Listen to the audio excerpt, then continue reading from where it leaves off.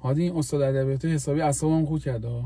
بیا حالشو بگیریم. ببین با ضرب المثل جوابشو بده. بذار حالیش بشه که تو هم آدم فریخته ای هستی. راست میگی.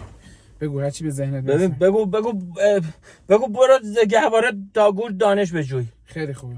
چی منظورمون چیه؟ یعنی بره دیگه، بره از جلو چشمون دور شه. آره بگو چیزه، هر کی بامش بیش برفش بیشتر. فکر نکنی که اینجوریه، ما هم زورمون زیاده. اصلا خودشو نخود هر آشی نکنه. آره هر نخودی که میاد آششو چیز نکن، خاصه نشو.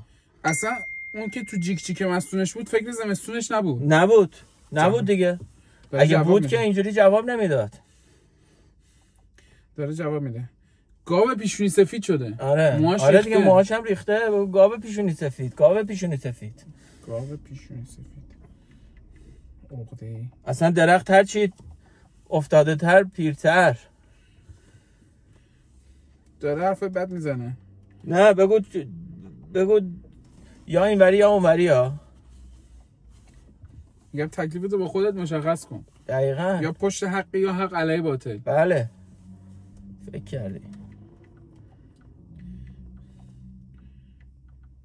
بگو مشکان است که خود بگوید، نه این که عطار بگوید. آره دفعه آخر مامم نزده بود گندش کلاسو برداشته بود.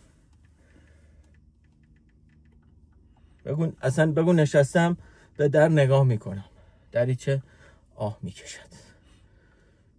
میگه جواب ابلهان خاموشی است. بگو بله، خاموشی های چیز شده، کنترل شده.